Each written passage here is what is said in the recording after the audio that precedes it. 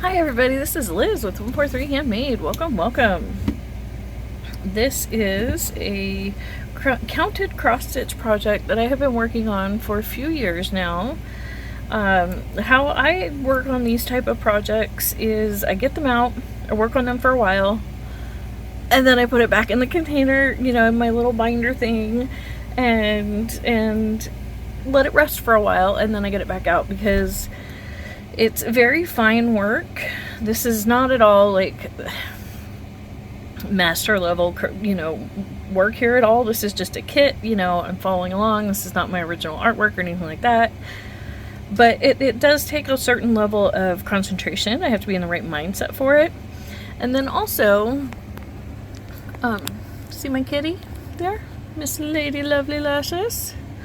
Yes. My Lady Lovely Lashes and her siblings were born here in this house in 2020, and that is when I put this project away because they were unexpectedly born. We had a stray cat that we scooped up one afternoon. It was in with our pigs, and it was, we needed to get it out of there, so we did. We brought it in, put it into a little crate for the night. My son woke me up at 3 o'clock that morning saying she was having kittens, and that is how we had kittens. So, but it did cause a lot of chaos, and so this type of project got put away, but I thought I would bring you on here today and share it with you and my next few steps. So this is like what it looks like when I first bring it out. It was rolled. I did not have it on the stretcher frame. I had gently rolled it up, but all of my threads are very, chaotic, and it had gotten dusty before I put it away, but I don't want to take the time to wash it properly until after it's done. So what I'm going to do today is because see, I have these needles pre-threaded. Some people take their needle off of the thread when they do the parking method. I prefer to just leave it on. Okay, that needle came unthreaded, and that's fine too. I have glued these little magnets to my frame here for that purpose, for magnet holding, or for needle holding, the needle minders. So I'm just going to gently work my way through here, unraveling everything as I go. So this next bit will be on hyperspeed.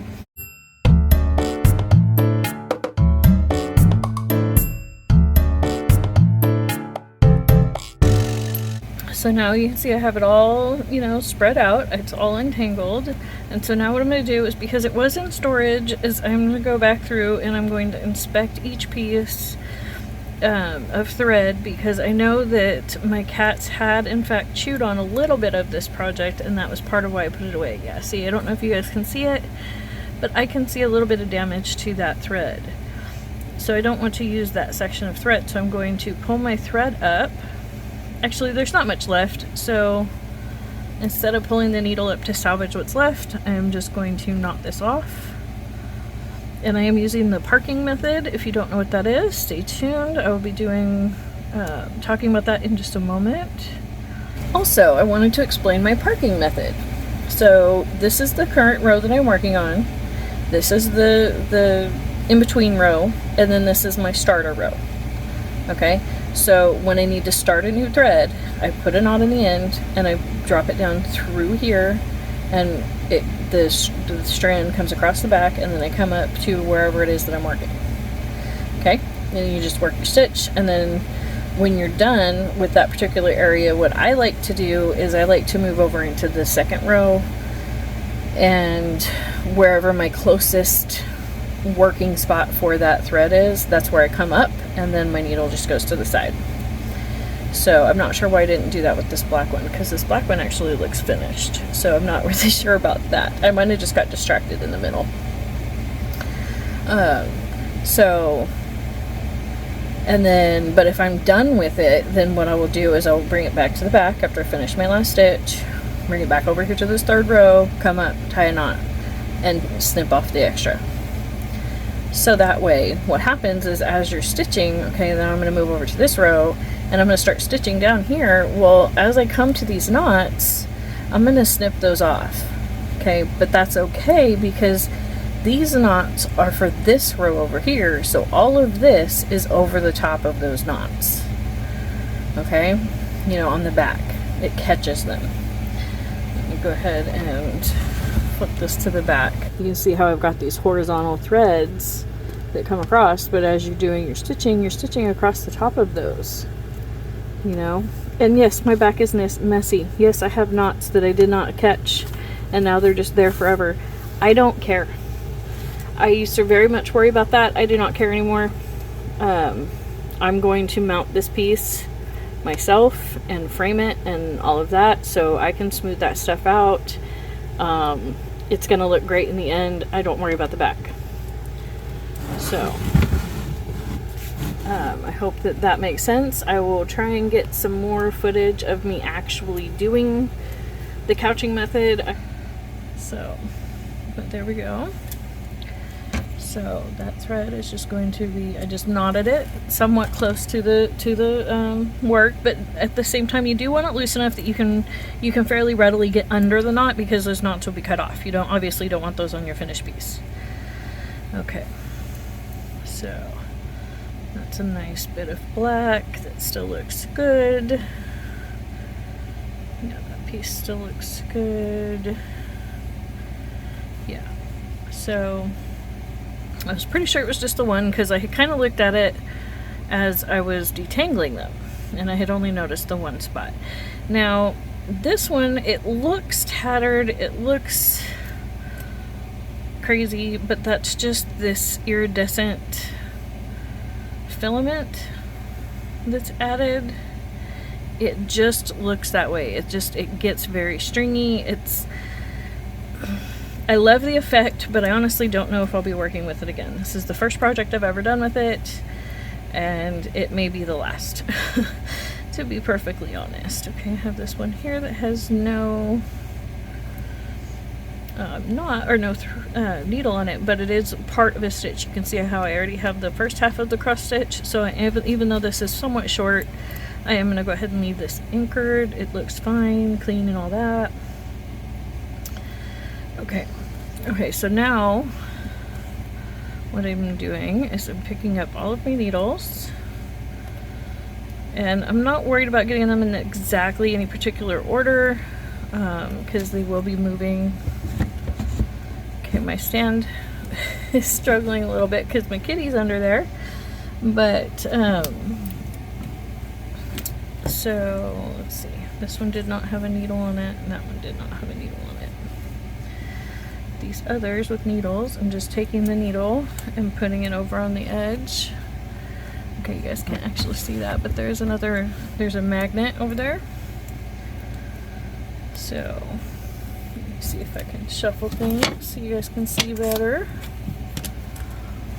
There we go. Yeah, you can see my little magnet over here that I am anchoring the needles to. And that also kind of helps move your thread, you know, over here to the side. Now these two without needles, see, look, I have 2 needles left, so that works great. So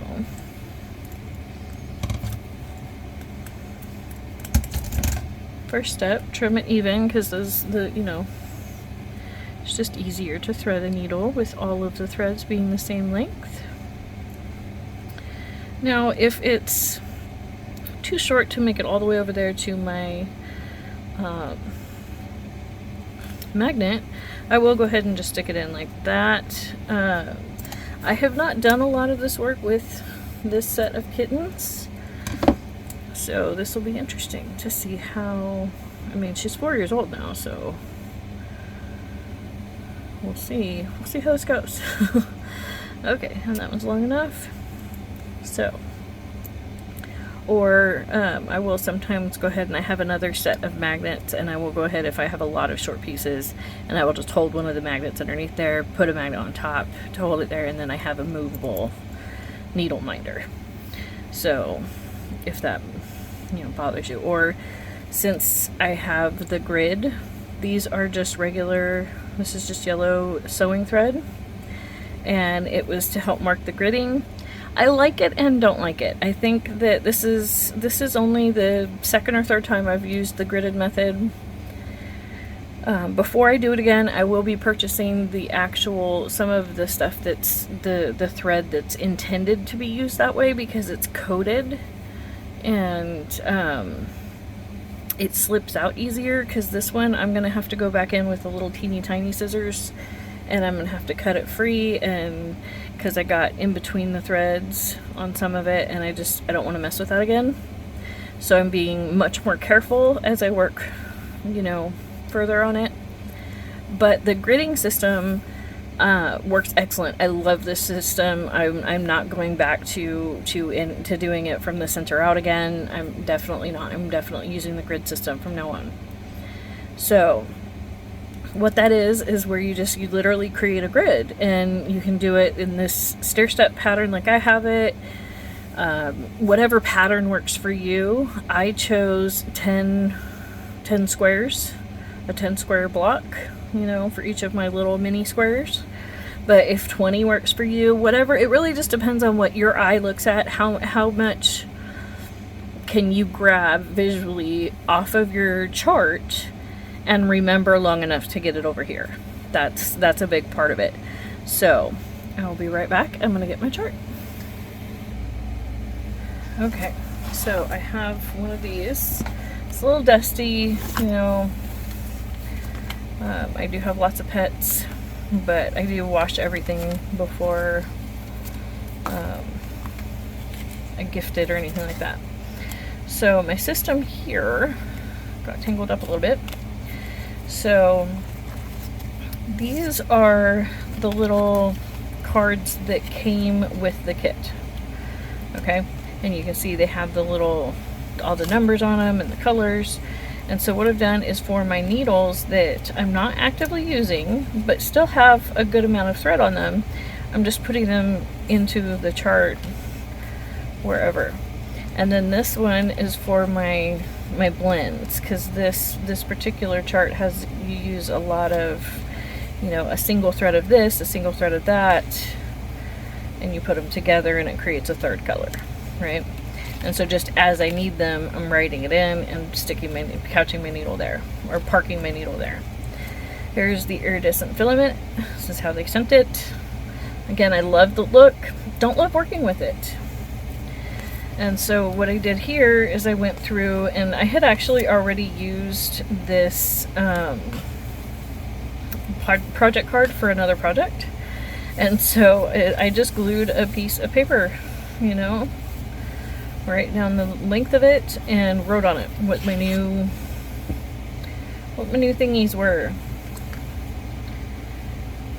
Okay, and there's some threaded ones that I've marked separate. See, this is, again, I put this away like 4 years ago, so I'm really not 100% sure, you know, where exactly everything is. But okay, so here's my chart. Now, I realize that you are not supposed to photocopy charts. But here's the thing about that. They don't want you to photocopy them because they don't want you getting their chart out there into the world, right? Because this is their work. They did a lot of work to create these charts, and that's great. Fully respect that. However, I hate marking on the original chart, just in case I'm ever inclined to go back and do that again. I have never gone back and done a kit a second time. However, I still cannot get myself to mark on these charts. Plus, especially for a project like this, it's rather large, you know, and cumbersome. So what I do is I photocopy it out, and I actually enlarge it a little bit. You know, my eyes are not as young as they used to be, so I go ahead and enlarge it just a little. It's not a huge enlargement, but it is, you know, if you can enlarge it as much as you need to. But yeah, you can see. Let's see, get real close there. You can see between the two charts, the squares are slightly different sizes. And you can see on this one that I've actually glued it together. Glued it to, see, I had worked this part of the chart, and then I had another part of the chart, and I just literally glued it on, cut and right along my line there, and then kept going. The different colors on here mean nothing. Nothing. It's that was the color highlighter I happened to find at the time. That's it. That's all that means on this chart.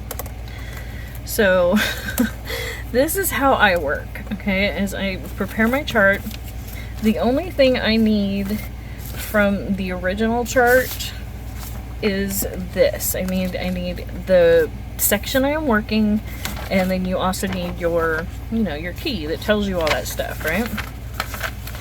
So that way, you know, you can figure it out. Figure out what the heck you're looking at, right? So, and then I have lots of clamps and needles and all kinds of things stuck in there for various, you know, purposes.